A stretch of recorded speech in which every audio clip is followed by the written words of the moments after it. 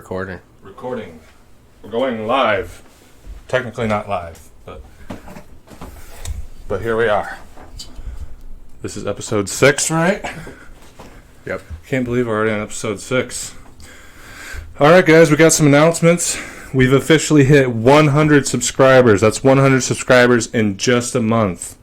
We talked about doing a Amazon gift card raffle for like a $50 card. We'll be running that this week sometime.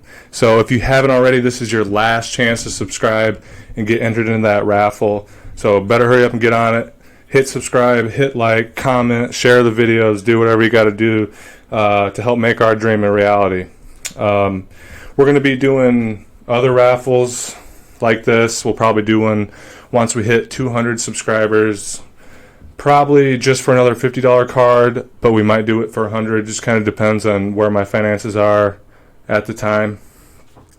Other than liking, subscribing, all that, if you want to support the podcast, you can head to the Patreon at patreon.com/double_D and hit become a patron.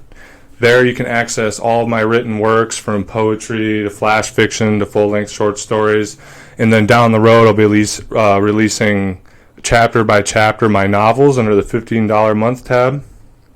To further support the podcast, check out our sponsor, Bingley's Teas, at janeaustenteas.com, where you can find a wide variety of high-end teas, hand-picked and mixed by the lovely Miss Julia. Or you can visit her in person at 118 East 26th Street, suite number 208, to be taken on a tea tour of the world. Oh, I'm getting pretty good at that, actually. Yeah, you really pushed that out. It's feeling better. Yeah, it felt organic. Yeah, I like to do that. And the thing about doing it, though, is when I do it right at the beginning like this, it does kind of like, I'll go into this not feeling nervous at all, but something about doing the pitch, I start getting like kind of fucked up. Yeah, it feels awkward for me, and I don't even have to say Johnny's like, just sitting here. But anyway, Johnny, here we are. Here we are, guys. Episode number 6. Just want to say one last thing. Thank you so much for all the support. Everybody that hit subscribe, everybody that's been liking, commenting, sharing our videos to your friends. We've made a lot of progress in just a month. And I don't mean just our subscribers, but the quality of our videos, the quality of our content. I want to let you guys know I'll be doing more solo content in the future, like my sobriety video I did. And Johnny and I will try to step up our game. And I will be my rap career. I'm trying to make that take off. Yeah, we're actually at the end, at the end of this episode. I'm going to play one of his rap beats that he's been doing. That's a joke. Just keep that. No, it's real. It's real. What else was it? Anything else I was going to say? I can't remember now.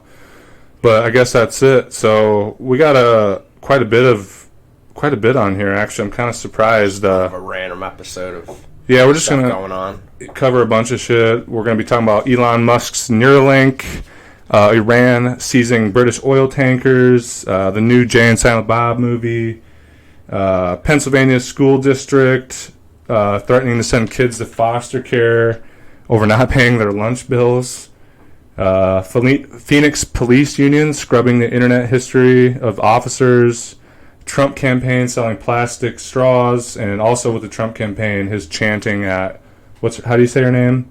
Ilhan Omar? Ilhan Omar. Ilhan Omar. That might be wrong, but that's how I've known to pronounce it. It's somebody said it out loud to me the other day, and I was kind of like, who's that? Even though I've seen the name 100 times. But we'll be talking about, campaign, screaming, go back to your own country. Send her back. We have a new CIA director. We'll be touching on that, and we'll be trying to touch on some things about Elizabeth Warren and also some police brutality stuff. So, and we should bring in how Tulsi Gabbard recently said Kamala Harris is unfit to be president. Oh yeah, kind of felt like some shots were fired. Tulsi Gabbard did that. Yeah, oh yeah, because like a day or two. Weren't you telling me that she did some deep research on her or something like that? Yeah, oppositional research. Yeah, we'll try to touch on that. We'll try to leave that towards the end, because considering I kind of wanted to wrap it up with some Elizabeth Warren stuff. So, yep. Well, first thing I got here is Elon Musk and the Neuralink presentation that happened recently. Yeah, didn't he get a monkey to control a computer with its mind or something like that? Yeah, and I saw the article for that, before I did I did a little bit of research into what Neuralink is and what they plan on doing with it. But dude, they had a monkey. Well, do you know much about it? Like, what did they have the monkey do? Is it just basic operating? I really don't or what? know. I don't know, but if you can get a monkey to control any technology with its brain, that's. I mean, even if you can get it to turn on a cell phone. And I mean, I do think it's worth watching the joke. Has Elon Musk only been on once for Rogan? Just once, yeah. I think it's worth watching because he kind of dives into. Seems like it's almost cyberpunk stuff. Like it's what we think of with the future. That's exactly what this is, like, man. It almost seems like, you remember the Google glasses? Yeah. Like that, but instead it's a chip in your brain.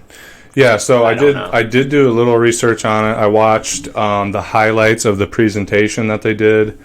So essentially, Elon Musk and his crew with this company unveiled this new product called Neuralink. Mm-hmm. And essentially what it is they surgically implant a chip, maybe the size of your thumbnail, about the size of a penny, somewhere into your skull. And what it has, but the main thing about it is it has these threads, like fiber optic threads that are like the size of a human hair, that wire into your synaptic passages.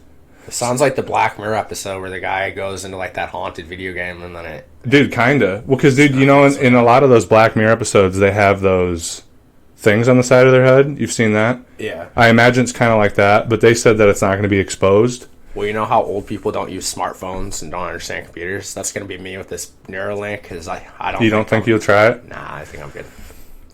I might try it down the road when it's a little bit more normal. Like, I'm a little skeptical about trying it right off the bat. Putting something in our brain. You know what's crazy? There's people out there, like the guys that buy the new smartphone and shit the moment it comes out. Like, they wait in line and shit. They're like, just foaming at the mouth over this. But anyway, what it does is this little chip has these threads on it that are like the size of a human hair. And so you know like how the brain works, there's the neurons and then the synapses on the end.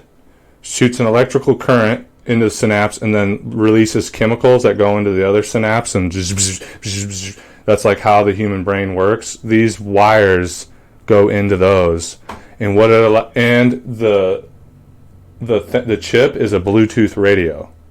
So what it does is it wires this Bluetooth radio into your brain and then allows you to control your mobile devices and equipment by thinking. Now, what's the potential of those getting hacked into or something? See, yeah, that's... You don't know anything. That's no. Why. Well, could you potentially hack into someone's brain when this stuff really starts to take off? So here's my thought. I mean, this is giving me weird vibes even thinking about it. Yeah, it's crazy. It's definitely, like you said, some cyberpunk shit. You know that show Ghost in the Shell? Yeah, it's like that, too. It's literally like that because one of the main premises... So Ghost in the Shell is this anime. It's like one of the best ones ever made. It's set in the year like 2029, where humans are like more cyborg, and they have things like Neuralink that allow them like surf the internet, and Johnny could be in China and I could like talk to him wirelessly in my head and go into virtual reality and all this shit. One of the main things is that's interesting about that show is and I'm going to go off subject here a little bit, but it's like we still have the modern state system in this time period, like America and Japan, like, you know, governments, state system that we've had for hundreds of years.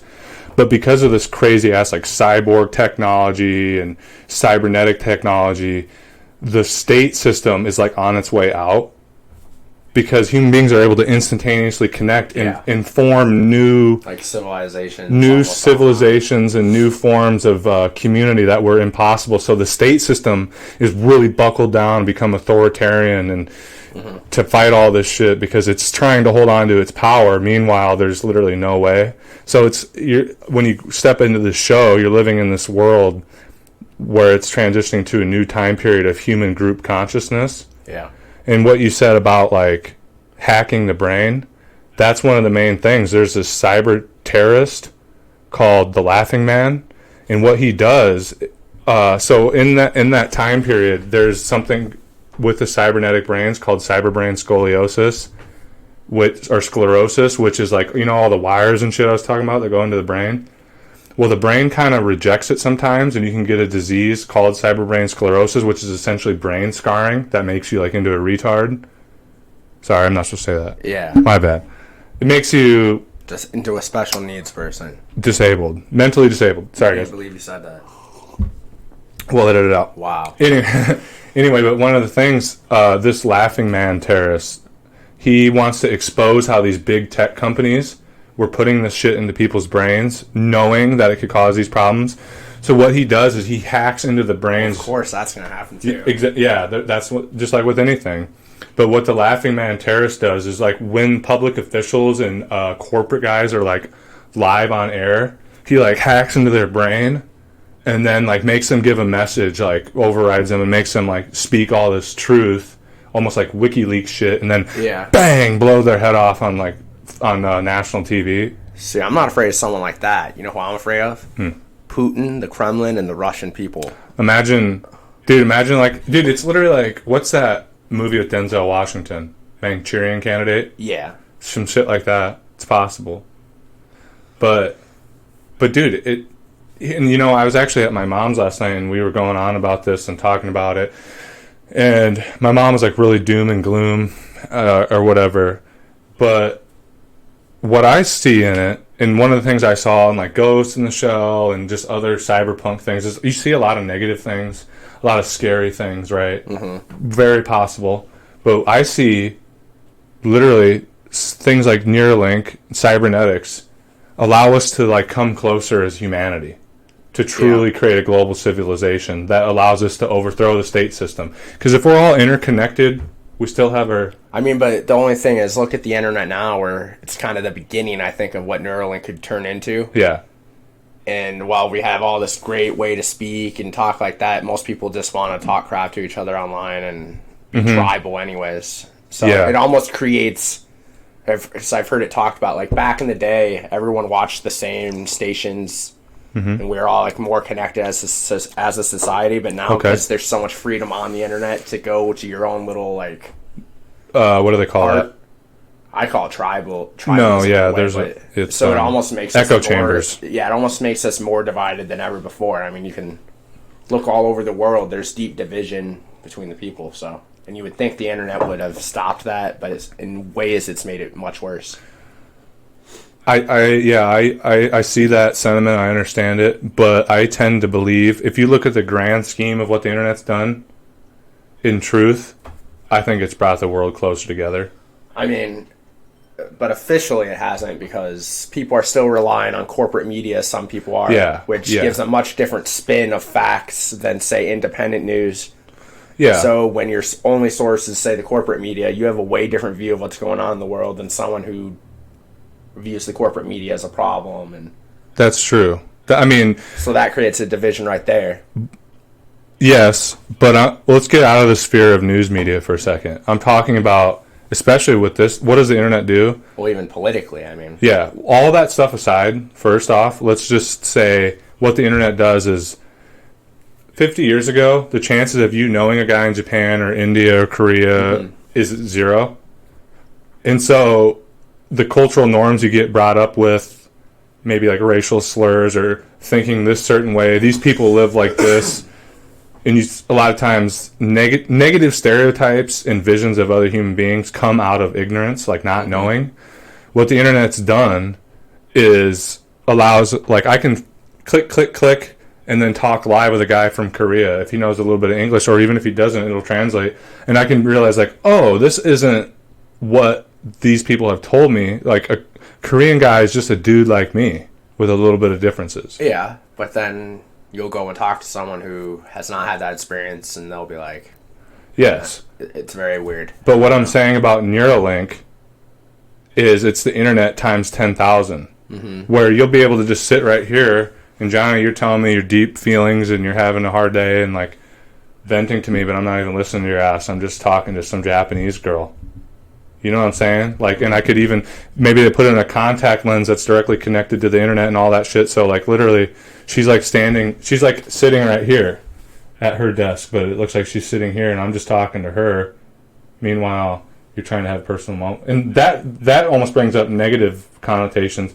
But what I'm saying is this is going to open up the thing where those people that are hateful and ignorant, they're not going to be able to hide anymore.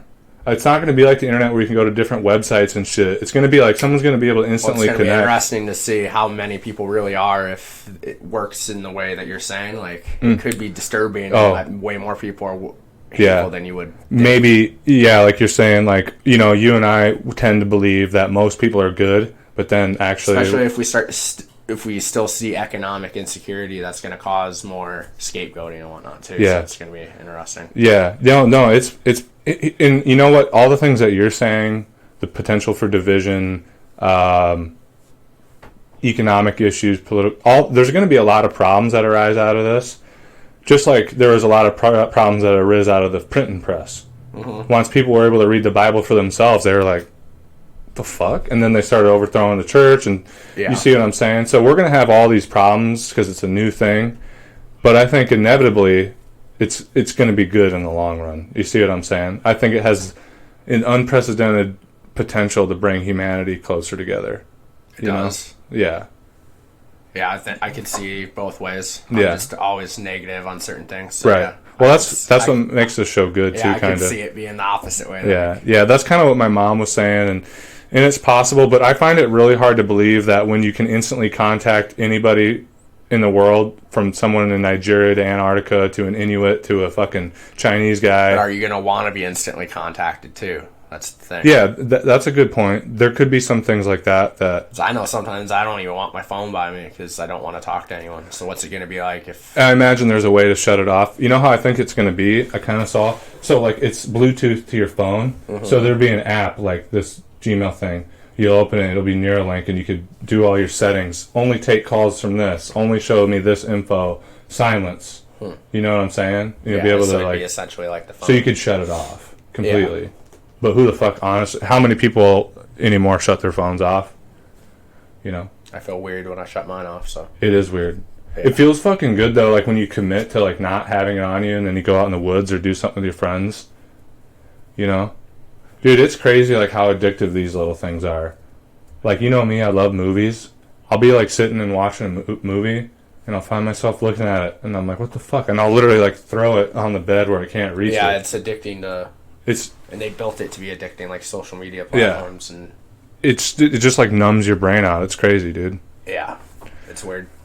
But one last thing on the Neuralink thing, I was gonna touch on, but now I don't know if I can think of it. Oh, I mean, whatever the implications are, we don't know. But man, we're fucking living in it now, dude. See what I'm saying? Like. You know, we grew up, we went from, like, analog shit, you know, VCRs into the digital age and shit. But, like, while that was happening, it didn't really feel like, whoa, super futuristic. See what I'm saying? When these started becoming prevalent, I kind of had a moment of, like, wow, this is the future a little bit. Mm-hmm. But this, like, Neuralink and some of the things they're doing with, like, prosthetics, making it so paralyzed people can literally walk again.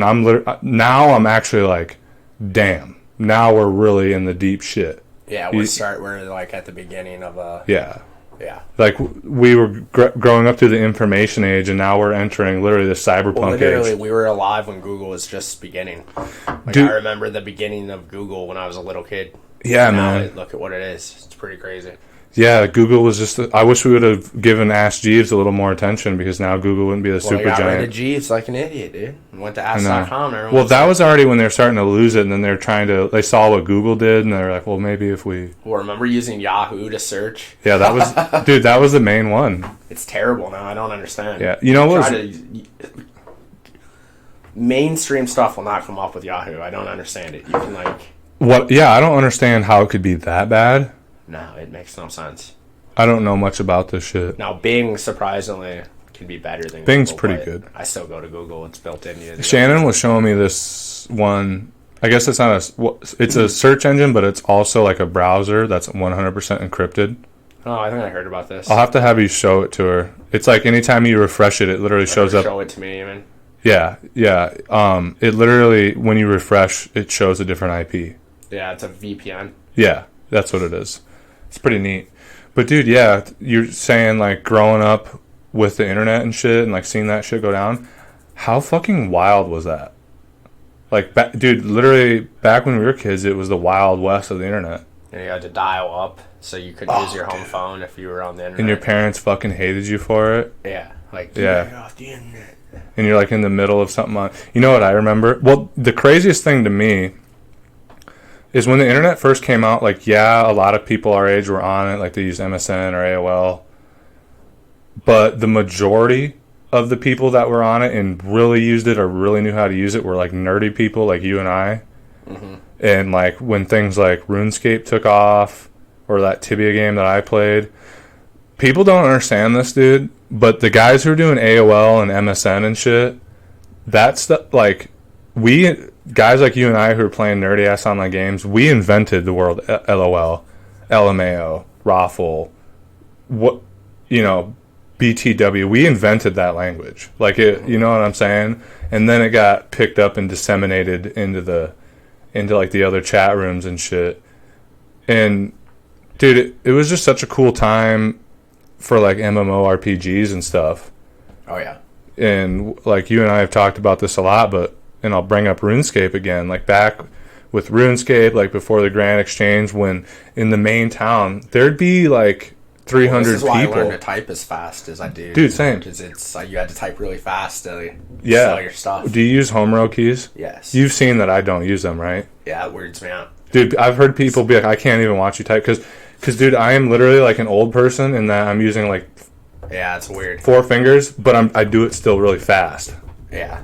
Because the home row is like built into me in school. So dude, I don't know what it was, but it like hurts my hands have always been really big, so it hurts. You almost have to squeeze them together. It hurts. It's like perfect. Yeah, not for me, dude. So I just learned to be like, and I know where everything is for the most. But the thing is, if I'm a degree off, I'll think I'm typing like a beautiful novel, and then it's like poop. Yeah. It looks like I'm like, what the fuck? Yeah. And it's weird because it's almost like language, but there's like a few letters off in each thing. Yeah, right.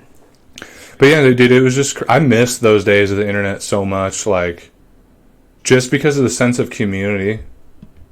And I mean, there is community in different ways now, but like, for instance, in RuneScape or World of Warcraft and things like that, it's almost become like a single player game compared to what it used to be. Yeah, a lot of these games have... you don't really need the social interaction anymore. You just play the game and... It honestly depresses the fuck out of me. Well, we've been playing those private WoW servers, and I actually get a sense of community from that because I go looking for it. It's built into the game. Now yeah. It's not really built into these games. Yeah. Or like with RuneScape, the 2007, dude, if... I was like, okay, the Grand Exchange is fine, but I didn't realize how essential it is to have those one-on-one interactions in order to buy and sell. Yeah. Because you can make your own price for stuff, too, at some points. Yeah. And now you can't do that at all. And, dude, the trade guilds back then, they can kind of do it now, but they used to, like, literally, they'd just buy up everything possible. They'd be waiting at the Miners Guild or at the U Trees, and they'd buy it right then and there and stockpile it and then sell it for, like... And the coordinate... It was just such a different time. It's way worse than MapleStory, though. Oh, dude, MapleStory was fucked up. Dude, because they would just own all the best spots. People won't understand, but... Yeah, that's fine. I'm sure we got some nerdy guys like us listening. Yeah, and then they'd, like, especially the Korean guys, they'd, like, conglomerize and have websites where you had to go and rent a spot, and somebody would meet you at a certain time to, like, let you set up your shop there for 24 to 48 hours. Yeah. And they even had, like, remember there was, like, a Walmart chain? It was Maple Mart. Yeah. And they were like, and then they were probably selling all the gold, and they just fucking. Yeah, this is insanity. Yeah. Imagine being on the ground floor of that shit and making shit tons of money.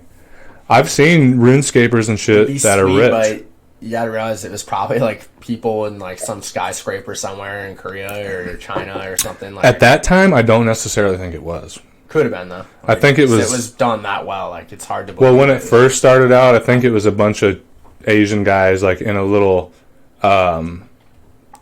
Like strip mall type place or like a small office building, and they're like, we're gonna make money. Yeah. And now they're probably like, because they made money on this and other things, they're probably like invested in social media, and they're like fucking Dan Locke. Do you know Dan Locke, the Asian guy that does YouTube shit? Fucking hyper rich. He does videos over like all different kinds of things. I've watched some of his like help with YouTube.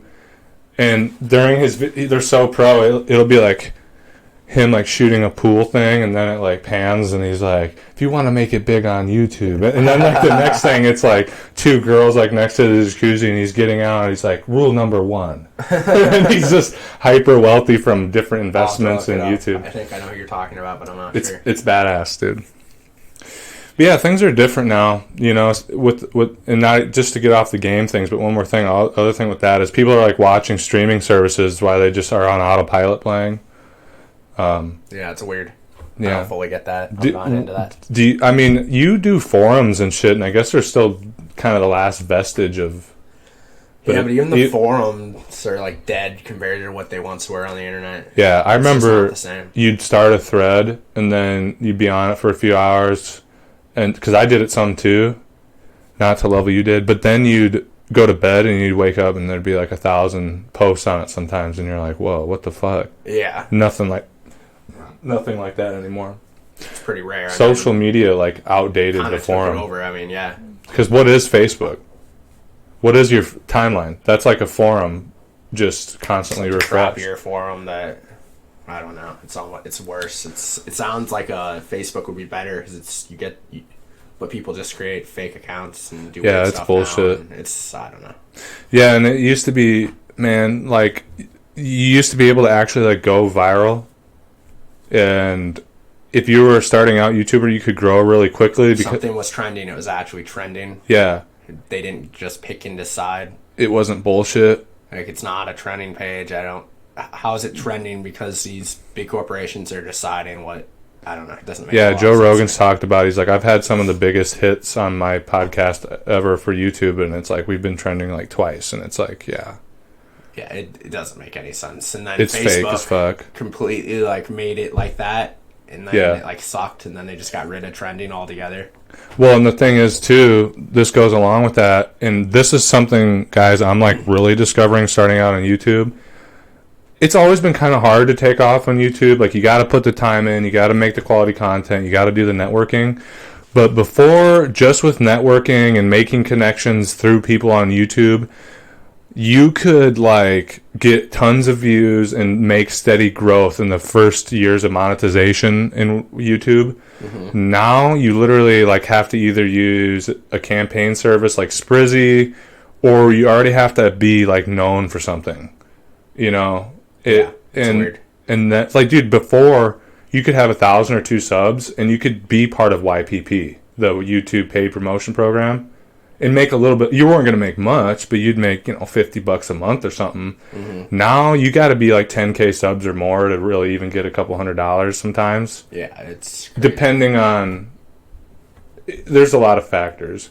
Well, it's not just about subs. It's about like view count on views too. Like, if you get 1 million views on a video, you're going to make something probably, right? Yeah. It's a whole. There's a bunch of nuances. Got to get likes. Likes are the main thing. Well, dude, here's what subscriptions do. Subscriptions get you traffic to a certain degree, more, and then views will get you more traffic and whatever. But yeah, man, it's a different world out there. I think we'll find a balance at some point. I choose to be hopeful, but to anybody that wants to start up a YouTube like Johnny and I have, I'm gonna tell you right now. And I'm not saying we definitely haven't made it big or anything, but you got to work hard as fuck. Well, even to get 100 subscribers, which really is nothing in the grand scheme. That's like having a penny out of $1. 100 subs is what I look at it like. Yeah, it was. Yeah. So, but the thing is, it gets easier as you go. You know what I'm saying?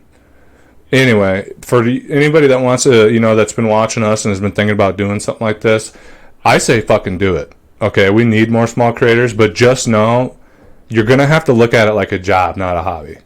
Yeah, it's a lot. You got to put time in, and otherwise you're not going to make it. Anyway, let's fucking hop into the next thing. So we've talked before about the situation in Iran. Obviously, this is going to be an ongoing thing, but one of the newest updates is Iran seized a British oil tanker, the Stena Impero. Have you been following that at all, Johnny? You kind of know what's going on? I saw some footage, too, of, like, it going down. The ship? Like, there's, like, a helicopter. And you hear, like, an Iranian, like, soldier going, as long as you cooperate, you'll be fine. It's freaky.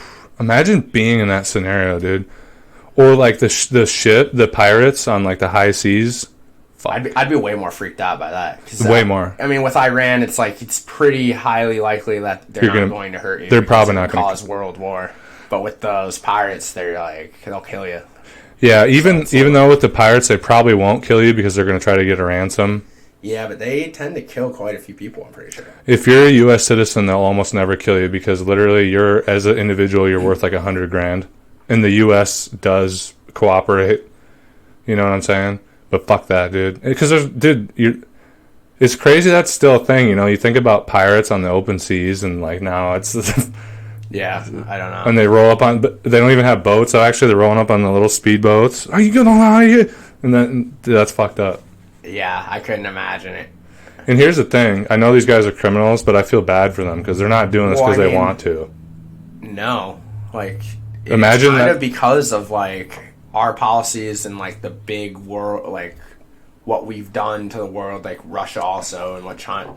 The major powers. Yeah. It's, like, because I've read something, like, they used to be, like, farmers and stuff, like, but now they can't do it because of something, and... Well, you know, a lot of them are Somalian. And what's happened is Somalia, we've turned into a toxic waste dump. Yeah, exactly. That's... Yeah. And so they're fucked. And, but I've, like, watched a documentary about him in the interviews. He's like, you think I want to do this? Because think about it, like, they're going to steal... The only way they're going to be able to provide for their whole communities if they steal... They're risking their lives, too. They don't know what's going... Over money. It's hard to sympathize with them because, like... Yeah. They're murderers, like... But if you can get in their shoes for... I'm sure they'd rather be... fucking working a job in a factory or doing, you know what I'm saying, like, but sure there's some of them who like love it, but it's probably not a common thing. Yeah, but anyway, going back to Iran, so what happened exactly? They couple of small boats, literally like this pirate thing, but then they had a helicopter too, and they seized it. Well, yeah, I don't know exactly. I don't know the details like I probably should. Yeah. They did a lot. Yeah, like helicopters. Like they seized the boat. Yeah. Like that's not. I don't know exactly. That's fucking wild. Boat, but I looked into it a little bit. So there's this area like in between the Red Sea in Iran. It's called the Strait of Hormuz or something like that. It's a very narrow area, and this is where all this shit's been going on. Like we shot down one of their drones. They shot down one of ours. The terrorist attack on the Japanese oil tanker that we talked about a couple weeks ago. This has all been happening in this little tiny area. And I guess the reason why Iran, because the Revolutionary Guard actually like came out and said we did this. Yeah. Like this time they actually took credit for it. Mm-hmm. But you could make the case that this was like they have a right to in a way. Because Britain did the same thing to one of their oil tankers. Well, yeah, I mean, it's not just Iran wanting war. Like, we are causing this. Like, the Western world is, like... Yeah, purposely poking Iran to, like, get them to respond like this. Yeah, we're putting the screws on them. And I wonder, what do you think the U.S. is going to do about this? I haven't looked into it enough to, like, if you've heard anything about what the U.S. says about it, or... I don't... It just sounds like a bunch of posturing right now. Yeah, because... It just seems like it's just building tensions until one side decides to... Mm-hmm. Seems like both sides are just kind of posturing, though, and neither want to do, like, an act of war. Yeah. I mean, Iran's just trying to say, like, dude, this is our area. Back the fuck off. But when you have here we are. The leader of Iran calling our leader mentally retarded... Well... It's a pretty crazy time to be alive. I don't know. Imagine being that guy. Just, I mean, literally, though. Imagine being Trump, like, I'm not mentally retarded. And, yeah, he's, like, really upset by it. Oh, you're mentally retarded. Yeah, it's fucked up. Because, here's the thing. I don't think Trump's mentally retarded, but he's definitely got something wrong with him, dude. Like, he's got an ego. He's got some kind of ego psychosis, you know what I'm saying? Like, I think most of our leaders do. Like a little wiener syndrome type of thing, you know? But, like... Well, look at the people in his cabinet. They're American exceptionalists. Like, they believe we can do whatever we want because we, like, control the world. And they truly believe it. Like, and they don't see what's bad about that. No, they don't. They just think that we're the city on the hill. I wish we'd stop calling it American exceptionalism, though. Because that paints it in a way, like, that it's... Because when I hear American exceptionalism, even though I know what it actually means, I'm kind of like, yeah, we are exceptional. So it like paints this positive light on what it actually is, and what it actually is militant nationalism. Mm-hmm. You see what I'm saying? And I don't like that. Imperialism too. Yeah, well, that's part of the gig, you know. So I wish we'd do away with that fucking word. It's a pretty word that these elitists invented to make it okay. Yeah, even when you hear it, you're kind of like, yeah, we are exceptional, you know? And so I think we should do away with that and just call it what it is outright, fucking nationalism. But, yeah, I don't know how things are going to turn out in Iran. Yeah, me either. This is still a develop. I surprisingly haven't seen. I would have thought the U.S. like response would have been a lot bigger. I feel like they're kind of shocked, like, holy shit, Iran actually fucking did something. Yeah, because Britain's like our dog, you know. Yeah. Like that's our best. That's probably our best buddy ever, hands down. Yeah. Which is funny considering, like, I mean, it's hundreds of years later now, but Revolutionary War and shit. One of the things that was interesting as a history student for me is to gradually see us become friends with Britain again. You know? Because, like, for the first 100 years, we were kind of like, Well, yeah, they, like, burned down the White House. Yeah. And then slowly things just kind of, we became buddies again. But it got more global. We have a lot more in common with the British than we do with... And they're right across the pond, you know, because you just go up this way and then they're right there. Yeah. But, yeah, it's weird, dude. Do you ever think about, like, how many people... Well, dude, here's the thing. People like to think that the British Empire isn't around anymore. But it is. Because, first off, let's look at it this way. The British Empire is still, to a degree, all the English-speaking world. Mm-hmm. And here's the deal. Canada, Australia, New Zealand. I'm not 100% sure about South Africa now, ever since, like, Nelson Mandela and shit. But all these countries like that still hold allegiance to the Queen. Like, they have their own sovereignty. Way more power than people act like. Like, they own some of the most land in the world. Yeah. Yeah, they got plenty of money. People are living in a fantasy land when they say, like, oh, like, I hear it so often, like, they don't really have family. They're just what do they call them? They call them a figurehead. No, they have a lot of power. Being figureheads. Dude, they help, like, the monarchy helps appoint who's going to be in the higher chamber of parliament and shit. Like, they still run all that. I mean, the wealthy elite control most of the politicians all over the world, so obviously one of the major wealthy elite families still has power. It doesn't make sense to me that people act like that. Yeah. And I mean, you can go when the prime minister gives a speech for, like, ceremonial shit, Trudeau or whatever. One of the first things he does is swear fealty to the Queen. Well, yeah, when he swears in, it's kind of eerie, actually, watching Trudeau swear in, like, pure loyalty to the Queen. Yeah. Because you kind of think of, like, the Canadian leader as, like, a free leader who... But no, they, like, yeah, it's kind of eerie seeing Trudeau. Yeah, Trudeau also ran as, like, a, you know, almost like progressive type. Like, even though in Obama, but he's actually a sack of shit. A handsome sack of shit. A well-spoken sack of shit, but a sack of shit nonetheless. It is messed up. Sorry, guys, but he just is. Politics are, like, so much better off than America's in a lot of ways, because even, like, the right-wingers there are still, like, pretty liberal in a lot of ways compared to our right-wingers. Like, they have, like, some really hard right-wingers, but it's, like, called the People's Party, something like that. Oh, okay. But it has, like, no real power. So. Okay. Yeah. People in, I think Canada just got ranked one of the freest countries in the world. And they have free speech, though. They don't. They actually don't have a second, or which one? First Amendment like we do. They still, you can, like, pretty much get away with whatever you want to say, but the thing is, anything you say can be brought in front of a tribunal, and you can be, like, censored or do jail time. So it's not at all like in America. You know what I'm saying? And the other thing is, the only reason why, like, Canada doesn't seem as imperialist and, like, fucking nationalistic as we do is because they're a lot quieter about their shit. Oh yeah, they did something major with Saudi Arabia not long ago, like a deal. Did they? Like an oil or arms deal? Well, and people in it, they are at risk, because I follow this YouTuber who, like, talks about Canadian politics because he's Canadian. They are at risk now for, like, starting to get more right wing, because someone like Trudeau runs on all these, like, grand progressive things and then just ends up being a corporatist, like, kind of centrist. What happened with Obama? It sours people's opinions of, like, all progressives, like, even the truer ones, and then creates a right wing backlash. Like, yes. That's probably going to happen in Canada. That's why we have Trump, is because Obama didn't get his shit together. He's a liar. Yeah. Like, that's exactly what happened. Sorry to burst your bubble, guys, but that's exactly what happened. The left made all these promises. They didn't deliver on any of them. We'll even look at Obama ran, just one example. He promised to like label food from Monsanto, stuff like that. Yeah. And then little things. He put in charge of the FDA, like the CEO of Monsanto or something like that, like a higher up from. So it's like, yeah, like little things like that. All these little things build up to be like a failure of a. Yeah, and goddamn, he's a cool guy, Obama. Yeah, like, dude, I'd hang out with him. And he's so poised. He has such good.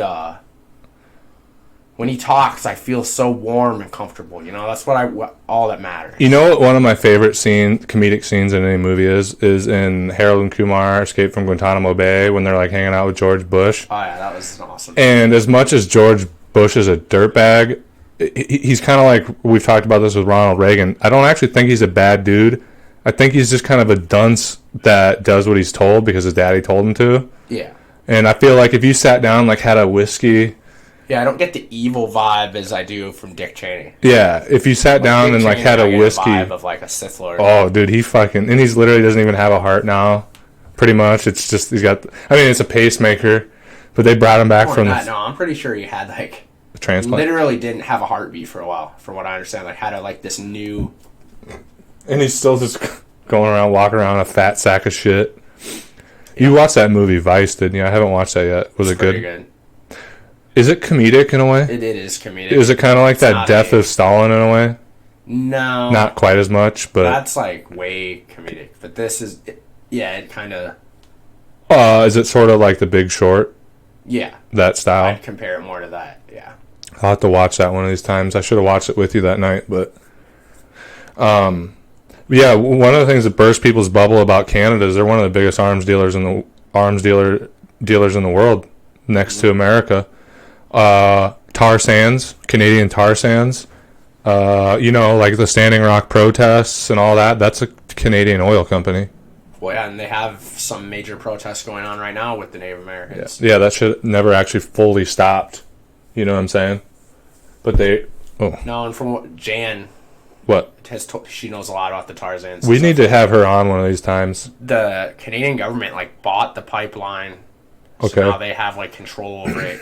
So it makes Which gives them the power, to, full power of eminent domain and shit like that. Yeah, that's wild, man. Fucking, I don't know. There's just so many things going on in the world, and I understand why. I understand why people get so overwhelmed they're not able to keep up on it. You and I, and we're not the most kept up on it, but we just kind of have a knack for it. So it comes a little more fluidly for us. Like when we look at something going on in the media or some current event, I feel like when some people look at it, they're like, what is this? Like, they're just really like, overwhelmed. But when you and I look at it, we're kind of able to all right, this is it, break it down more of just, what's going on. And it doesn't seem as overwhelming to us. Well, I am nerdy with political stuff too, where some people they hate it. Dude, guys, I literally ruined Johnny's life with politics. Because before, Johnny was just this nerdy dude who liked his funny shows and his video games and didn't care about anything. And then I started hearing about Bernie late 2015, early 2016. No, it was in 2015, wasn't it? Yeah, it was 2015 for sure. Yeah, and I started telling Johnny, I'm going to this Bernie Sanders rally, and he had kind of heard about him. He's like, and Johnny was not into politics at all like he is now, but he's like, I'm not going to, I can't be seen at a communist rally, fucking with me. Yeah. And then I'm like, dude, just look into him. And literally, it ruined Johnny's life. No, but it's now he's obsessed. It's not even about just Bernie, but you see the spin that was done to him by the media, and how the media is these corporations own both the media and a lot of our politicians. Yeah, through the getting behind Bernie Sanders in 2015, 2016, it opened my eyes to how really corrupted the system is. And it literally brought you down a cycle of depression for a while because you couldn't handle it because it was literally, I saw it. You come to me every day about shit I already kind of knew, and you're like, did you know this? Well, and it's hard to know, like, when factual, like, stuff is going on, and then you see the spin from the corporate media. I can't get over. It's depressing. Yeah. They'll black, like, important things out from us to watch, or they'll, like, twist it in a way that's completely untrue. Mm-hmm. Or, like, even at the Democratic convention, how, like, there was massive protests going on. Yeah. Like, I'll never forget the coffin painted with the DNC logo, and then they threw it over the fence. Yeah. Yet on the corporate media, it was like this rosy event where Hillary was like, the glass ceiling was just shattered, and it was like this epic. Meanwhile, there's literally riots. You can see on the internet, there's people like, dude, that's disturbing. Like when you actually really look at that, that's like, or even look at the yellow vest protests in France. Yeah. They're not covering that at all, and when they do, they're downplaying. They're still going on right now. Yeah, it's in kind of a more of a lull. Puerto Rico right now. You're seeing what's going on there. I have heard over 400,000 Puerto Ricans are demand. The governor is on like audio, like mocking people who died from that hurricane. The governor of Puerto Rico, really corrupt, and he's dude, we're gonna end up. Already said he's not gonna run for re-election, but they're like, no, we want you done now. Like, we want you to resign. Oh, yes, I've heard some of this. Yeah, it's going on right now. Yeah. And the corporate media is not really covering that. One of Shannon's friends, his mom, works in Puerto Rico, like, bringing workers there, and he was kind of talking about it a little bit. Well, they should be a state. Well, dude, if they keep up how they are now, like, not fixing shit and taking care of the Puerto Ricans, we're going to end up with another Cuba. You know what I'm saying, though? Well, yeah, and he's like and I'm pretty sure he's like a Democratic governor, like Democratic Party. I'm not sure though. I wouldn't be surprised. It should be a state though, like you said. It's I don't see how it isn't. No, it's just a way to like screw them, really. Yeah. They don't have to get like rights that states do, from what I understand. So yeah, because isn't it a protectorate right now? I don't know what they call it. I should know, but yeah. I feel like it's good for business in some way. That's why they keep it that way, because they can stash money there, sort of how they do in the Virgin Islands. Yeah, I'm sure it's something like that. Something like that. Well, to get off some of the dark subjects right now, you sent me a video that they're doing a new Jay and Silent Bob movie. Yeah, which looks hilarious. Yeah, it actually looked pretty good. It's kind of like, at first when you told me, I'm like, why? But don't get me wrong, I love Kevin Smith, but I was like, man, this is kind of dead a little bit. But then I actually watched the trailer and I was like, this actually looks pretty funny. Well, I got like all the original actors. Well, and even Ben Affleck is in it, and I thought him and Kevin Smith like don't like each other and didn't like how each did you other know anymore. How do you know that? You can watch interviews like Kevin Smith and him used to be like really good friends and then had like a falling out. Huh, I didn't know that. When Ben Affleck first got announced as Batman, he was like, Kevin Smith was like sad that he wasn't talking to him, so they must be talking. Well, maybe they got together buried the hatchet. Yeah. Yeah. Dude, I have a lot of respect for Kevin Smith because, I was telling you about this the other day. Like, he just goes out and fucking makes movies, and he really doesn't give a fuck if they're good or not. Have you ever seen his one where it's about, like, almost like the Westboro Baptist Church? No, but, like, crazier? No, I have not. Yeah, they, like, kill people and stuff. Oh, no shit. Yeah, it's like... What's it called, do you know? I can't remember. Damn, that sounds badass. But sometimes he'll just, like, he's even seen on interviews, like, yeah, he's like, sometimes I just like to make a really shitty movie. Yeah. Like... it has that freedom, it's weird. Yeah, it's cool because sometimes the movies, and dude, a lot of his movies are really great. Obviously Clerks, obviously Jay and Silent Bob, Mallrats, like, some of them are just great movies, but others are just, like, completely garbage to the point where you're like, this is great. Well, have you ever watched the video where he talks about how he was contacted to make a Superman movie with Nicolas Cage? No. Yeah. And what happened with that? It just never took off. Nicolas Cage is Superman? Yeah. If you haven't heard it, you gotta go listen to it. It's the funniest story ever. Like, oh man, this big Hollywood executive was just like making him put in stupid stuff though. Like, the guy was like, I want a giant spider. I want Superman to have to take on a giant spider. Just going full Dada on this thing? Yeah, like, had no idea what Superman even was really about. And it was gonna be... okay. It was going to be called, like, Superman Returns. It was going to be, like, Superman died and then comes back. Oh, that's already retarded. And there's even, like, you can look up, there's actually a picture of Nicolas Cage in the Superman outfit, like, getting, like, fitted. Dude, Nicolas... So it almost happened, but for some reason it didn't. Man, that's fucking weird. That would have been a boondoggle because... Dude, you know what? That brings me to the subject.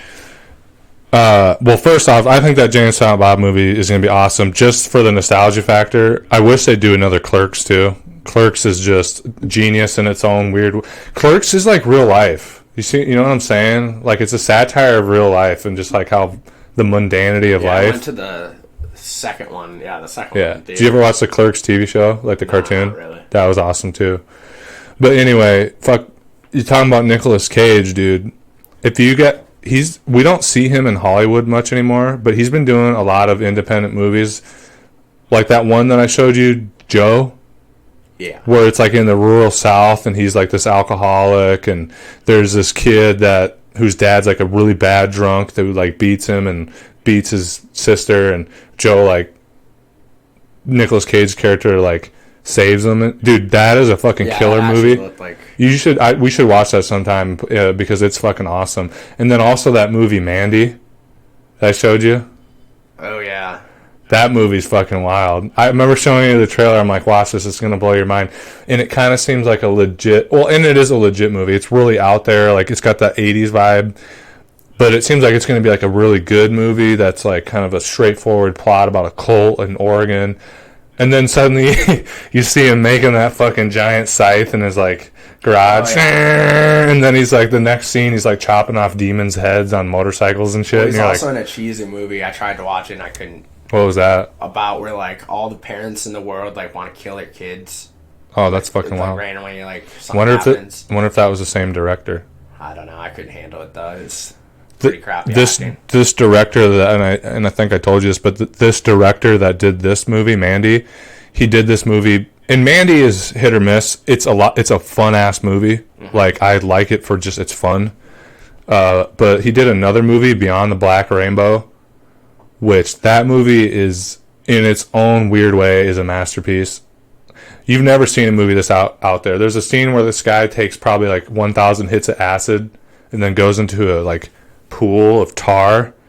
And there's 5 to 10 minutes of the movie where it's him having the most horrendous, terrifying fucking acid trip you ever saw in your life. Like his head like burning from the inside out. And I remember this was back in my drinking days. And you came home for work or something, and I was in there watching this like fucked up scene. I was probably like 8 beers deep, just like, and you come in and you're like, hey man, and then you're like watching it, and then you look at me and you're like, what the fuck are you watching, dude? And I'm like, I don't know. Yeah, that was a messed up movie. But sure. I wish I could think of the director's name, but those movies, Joe, Mandy, with Nicolas Cage are great, and then that Beyond the Black Rainbow, if you guys are movie buffs, fucking check those out. But yeah, I don't know. Another thing about Kevin Smith is you talked about how hasn't he been involved in more like superhero movies, and you said that they almost did the Superman thing, but the guy is like a genius when it comes to superhero shit. Like, yeah, comic book man. He needs to be involved with like, especially DC stuff. He seems to be. That's his main beef. So why he isn't more involved, I don't understand. He's a genius in his own way. He's like a free-spirited genius, and we know how badly DC's been fucking up. I can't help but feel like, part of me is like, I don't know even, because the way Kevin Smith is, I don't know the guy personally, but I do worry sometimes, like, could he manage this?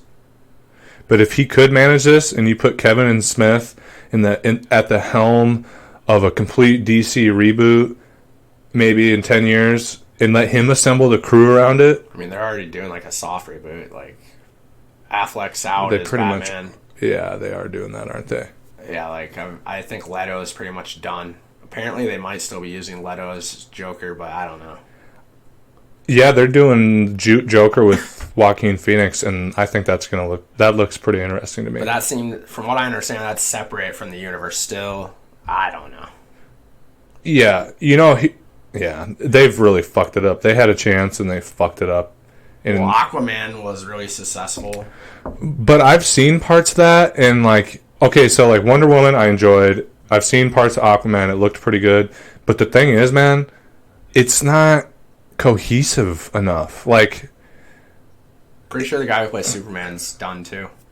Even though I liked that. I liked him. He seemed like a good Superman to me, and Man of Steel was good. I don't know. It's just been hit or miss. And the movies that were good, like Wonder Woman and Aquaman And in my opinion, Man of Steel was pretty good. If they would have been able to do that, and I still enjoy the movies, don't get me wrong, but just when they miss very badly. The guy who played the Flash is out too, from what I read. Well, he didn't even seem to be like much of anything in the first place. And he wanted to like write the script himself for the next one, and they like turned it down. So and they did it weird. They did a Justice League one before a Flash one. The formula's right in front of you with what Marvel's done the last 15 years. They feel the need to be different, which I understand, but in my opinion, you should have just been different and just gone the full like Dark Knight route. Yes, I agree. Instead, they like tried to include some comedy while also being I don't know. Yeah, you're right. It gives me a headache thinking about how bad the movies were. Yeah, they should have just gone the Dark Knight route because that's what DC is. And Marvel can be dark too, but look at Stan Lee. Okay, you can see him in all these movies. Like, I'm not saying his cameo, like you can just feel his touch on it. That's the type of guy Stan Lee is. Excelsior.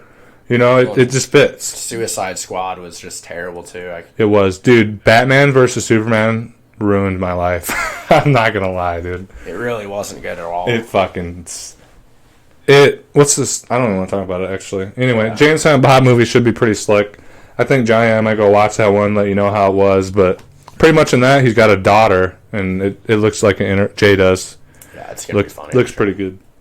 But now let's go dark a little bit again. I heard this story, or I read this article. A Pennsylvania school district tells parents to pay student lunch debt or their kids will go to foster care. I mean, nothing pisses me off than kids not paying their student lunch debt, so I think that's kind of needed. Yeah, I just picture like DHS, and this is fucked up for me because I've literally been hauled away by DHS and had to go to foster care and had to be like, I have gone through this. So I have like imagery of it, and I just kind of picture some guys and the DHS worker. It's always the cliche DHS worker, like a heavy-set lady, like a Karen, right? Karen, fat. She's got a pantsuit that barely fits her.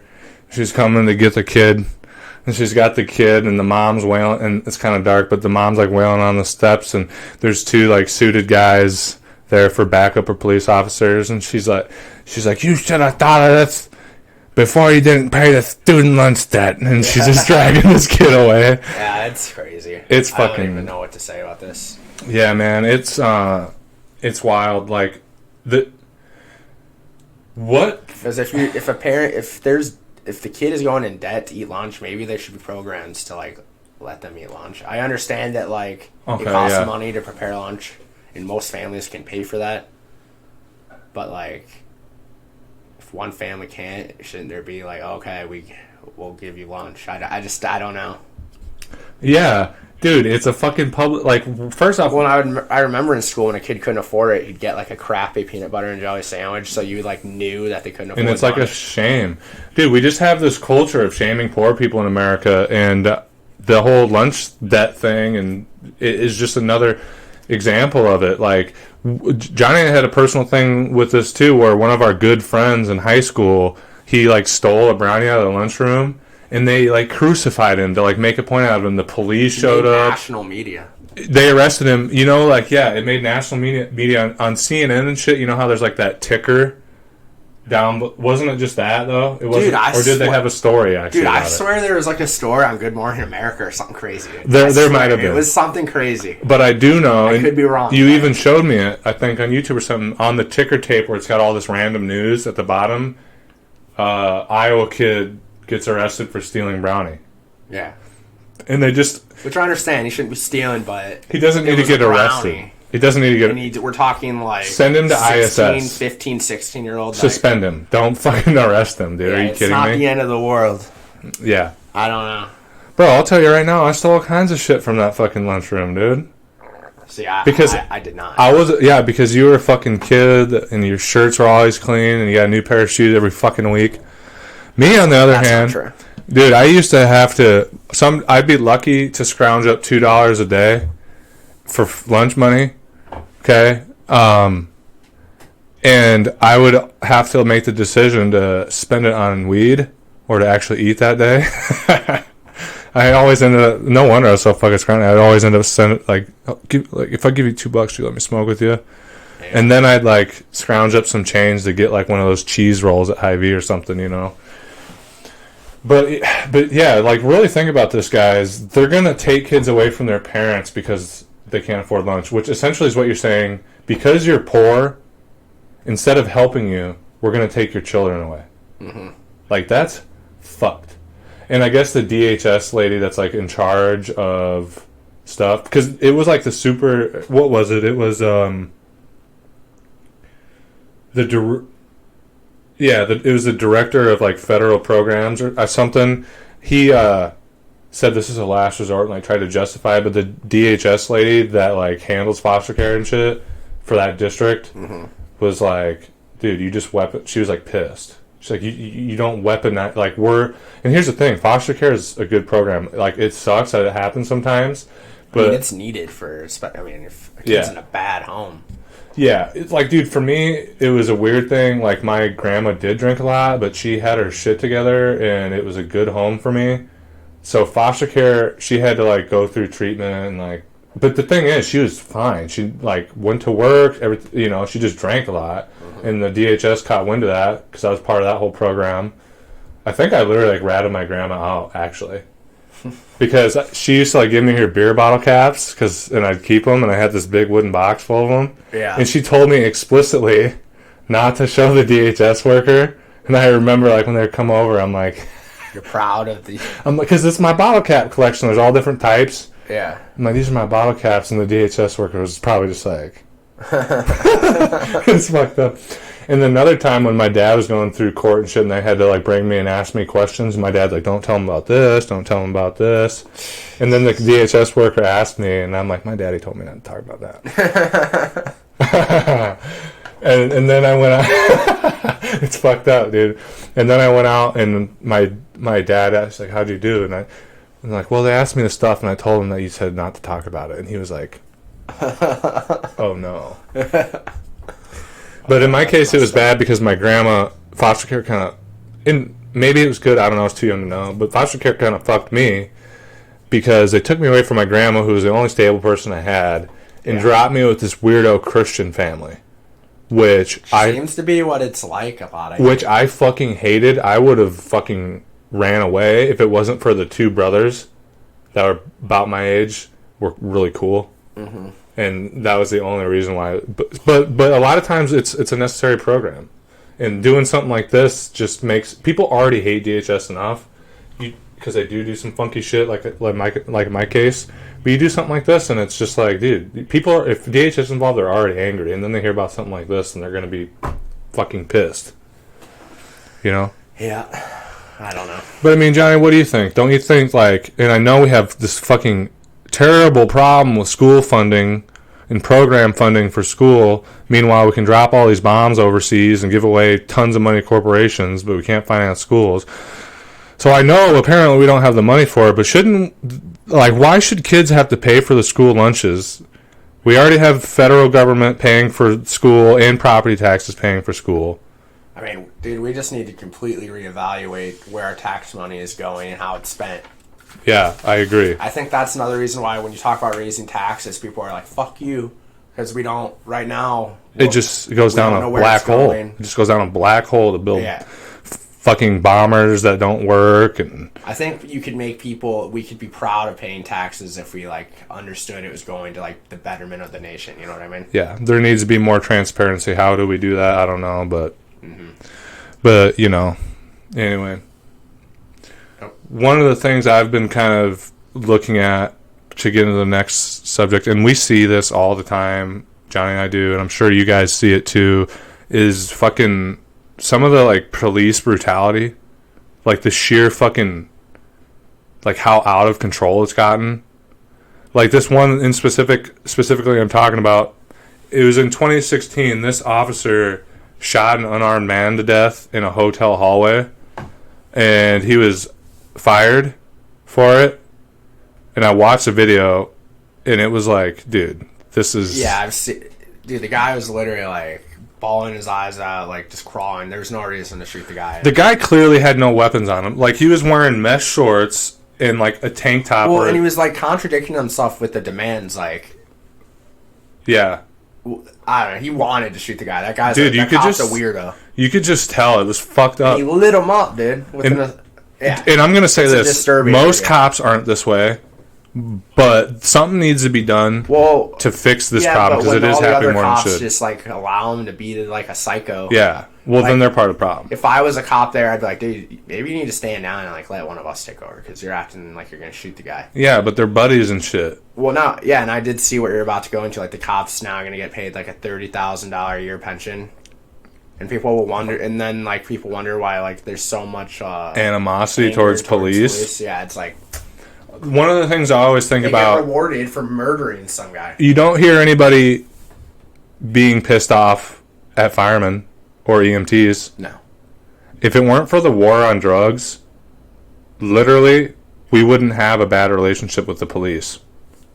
Well, and you understand? And the pointless other tickets that they give, it's like, come on.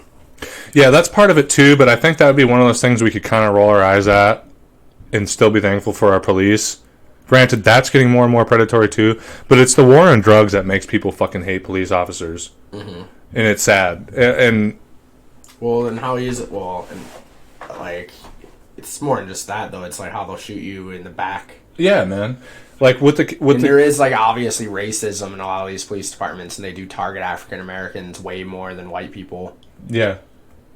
Except when you're around here in Mason City, where it's almost all just white people, you see it in a different way too, because they're just targeting like lower class people, and I don't know. Yeah, it's fucked up. Like in this video, the guy was clearly had no weapons on him. He was asked to like be like this and then go down to the floor and crawl, but apparently he did something wrong, and the guy just went dun dun dun dun dun with a high-powered rifle, and it was fucked up to see. Yeah, it was. But I made myself watch it because I'm like, dude, this shit's fucking happening here. This isn't like a third world country or somewhere that we don't have any control over. It's fucking happening here. Mm-hmm. And what do you think we should do about it, Johnny? I don't know. I think the first step... community policing, but... yes. We need to demilitarize the police, but how are we going to do that? Well, so first, community policing, right? You don't get to walk a beat unless you're from that beat. Okay? Demilitarization. That's a whole issue because the reason why they're getting so militarized is we have to do something with all this surplus military gear. Mm-hmm. And it just makes sense for the United... like Mason City or bumfuck town, Iowa. Yeah, we have 27,000 people in our town. We have like a police tank. Yeah. They've already brought it out once. With like a machine gun. Oh, they just want to roll it out. And they were like excited. I mean, bro, I'd want to roll it out too if you got it. It's like, come on, dude. But that's the thing. When you have all this military equipment and shit, it perpetuates the idea of escalation. Just like in a nation's, they're stockpiling arms, they got to have a reason to use it. Otherwise, the government's spending money for no reason. But yeah, community policing, having a more rigorous police like education. Like, dude, in my opinion, one thing that will really help is if you want to be to weed out these fucking weirdos and extra violent people, is if you want to be a police officer, you've got to go to 4 years of fucking school. Mm-hmm. And in return for that, you get a much better salary because we want to take care of our police officers. But if you have people walking the beats where they know the people, and then you have them being essentially college educated, they're not going to needlessly murder people. They're going to be drilled enough to understand how to de-escalate. And here's the thing. These police are trained to shoot to kill, as you know. We need, and I know this is hard for some people to grasp, but we need to change the culture on police to where they need to be like, they need to understand I would rather be killed than to kill a citizen that's innocent for something. Yeah. Like, yeah. I'm sorry, you're here to serve, not... You see what I'm trying to say? And protect. Serve and protect. You, if anyone's going to die, it should be you, not a citizen. You know what I'm saying? Because if you gun down an innocent person once, out of 100 times you've shot somebody, let's say, 99% of them were bad people that were going to kill you, but that one time you shot an innocent person, that's a fucking... It's hard to be like... That's okay. You see what I'm saying? Like, it's dark. And, dude, it's a problem all over the country. Like, this other thing that I was looking at, this Phoenix Police Union scrubbing the internet history of officers that made, like, racist tweets. That's crazy. I haven't even heard of that. Yeah. Some of them were towards Ocasio-Cortez. Oh, okay, I think I've seen something. You kind of heard about that. I didn't know they were scrubbing the internet of... Yeah, the police union scrubbed a bunch of... That's crazy. Some of these guys made comments about, like, Muslim people, black people, and so they scrubbed that. And I don't know that the whole Ocasio comments... I think they were saying things about Ocasio, like, she needs a round. Yeah, it was something like that. Something crazy. What the fuck are we living in, dude? That's fucking sketchy, dude. It's beyond sketchy. Yeah, so I saw this too, Johnny. I thought it was kind of interesting. We've heard, we have a problem with single-use plastics, and some states have banned straws, banned plastic bags. I think Hawaii has. Yeah. And we all know that the Trump campaign is the biggest troll in the history of trolling. Yeah. It's literally like the troll. His campaign is selling plastic straws, like emblazoned with the Trump campaign emblem on it now. I don't even know what to say to that besides just bring it up. Dude, I kind of want to buy some. I mean, the thing is, like, I don't want to support his campaign, but I kind of want to buy some for, like, posterity. To just show the like, to have as, like, an heirloom of, like, this is how fucking ridiculous these years were. Yeah. I don't know. Dude, yeah, the campaign director, Brad Parscale, the re-election manager, tweeted, "We're making straws great again." And they have the Trump brand on them. They're $1.50 a straw, $15 for a 10-pack. It's fucking wild. But dude, you know what the thing is, though? These metal straws that people have been using. I saw a lady, like, tripped and fell and killed herself by impaling her fucking self through the eye with one. Jesus. So maybe the metal straws aren't the way to go. Maybe we could... I guess, but I mean... Maybe, like, why can't we just use, like... If we can make them non-disposable, that's okay, but maybe we could use, like, a biodegradable plastic? Something, you know? I don't know. Yeah, I don't even know what to... Let's just move on. I don't have any... Dude, it fucks me up, though, man. I couldn't believe it. I thought it was I thought it was an Onion article, but it was real. Okay. But this kind of... Getting on the Trump campaign, obviously, we had a Trump rally... And he said something, send them back, talking about Ilhan Omar, but even Omar. AOC and... The Tlaib. Meanwhile, AOC was... Tlaib something. Yeah, it's Rashida. Rashida Tlaib, isn't it? Yeah. Or am I not getting might be pronouncing it, but... Yeah. We should work on this, bro. If we're really going to I'm really bad at pronouncing stuff, so... Dude, Yeah, but if we're really going to be inclusive, we got to learn how to do this. Okay? So yeah. It just looks bad. But yeah, so they're chanting at her, fucking send her back, and Trump just like allowed it. And here's the thing. I mean, what do you think about this, Johnny? It's pretty eerie hearing the crowd go, send her back. And Trump's like with that poise he does where he's like, like he's the king, like hearing like his people, like. and then after he said he tried to stop it. Yeah. But then they're like. He actually said nothing for 15 seconds as it went on. And, like, dude, he literally just stands there. Like, the way he looks, like, he's like... like, he has, like... I don't know. It's so weird. It's fucked up. It makes me laugh, even though... Yeah, like... that's the thing. Trump can make you laugh about stuff that's not funny. And I'm laughing because it's like, what the hell? Well, you just look at this guy and you can't believe it. If it were anyone else in that scenario, like a regular... And he could have been a stand-up comedian, dude. He really could have been. Like, it would have been hilarious. Yeah. But, here's the thing. If it were any other white president, you'd be like, oh, my God. But because it's Trump and he's just so ridiculous looking and you know his background and shit, you're just like, I can't believe this. Like, I wish people would pause for a second and realize we have a reality TV star as a president, as a sitting president, the ruler, pretty much, of the free world. And it's the guy who goes, you're fired. You know? It's fucking insanity. But, dude, I mean, this is the same thing. The whole send them back thing is just his new thing of lock her up. Yeah. It's a campaign strategy. It's smart. It is, because he foments... It riles people up and makes... Yeah. It's crazy, though. These people that still support Trump...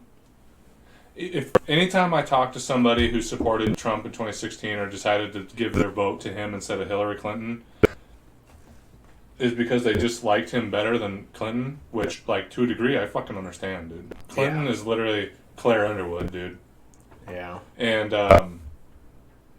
but all those people who made that last-ditch choice, they're all like, yeah, he's a fucking monster, most of them. Or they've separated themselves. But there's this fucking cult following of people under Trump that actually does kind of sketch me out, man. Yeah, that he can do no wrong, man. It doesn't matter. Yeah, it really does scare me, Johnny. And what he had that quote where he's like, I could shoot somebody in the street and I'd still win. Like Fifth Avenue, which is like, yeah. And I think it's true, kind of. I think it's true. They'd find a way to say it was self-defense and he was saving somebody or God knows what else. I don't know, man. Fucking one final thing on Trump is I guess Gina Haspel was appointed the CIA director. Do you know much about her? I have this tweet from her actually that I got it right here. This is a tweet from Edward Snowden. So Gina Haspel participated in a torture program that involved beating an innocent pregnant woman's stomach, anally raping a man with meals he tried to refuse, and freezing a shackled prisoner until he died. She personally wrote the order to destroy 92 tapes. The protect term is called erectile feeding. No, they pretty much. No, I know, but they've actually like defended it by like that's what they call it. They call it like a. Well, obviously Snowden with this tweet, he's like he's just like you do in writing a book. You use terms that are more shell shocking that kind of change your perspective on it. But that's what it is. I mean, so yeah, this is our new CIA director. Like 100% all behind torture. God knows. And I mean the whole cabinet and all the bureaucracy is filled with people like that, man. It's the entire cabinet. But the thing is, it's probably no one.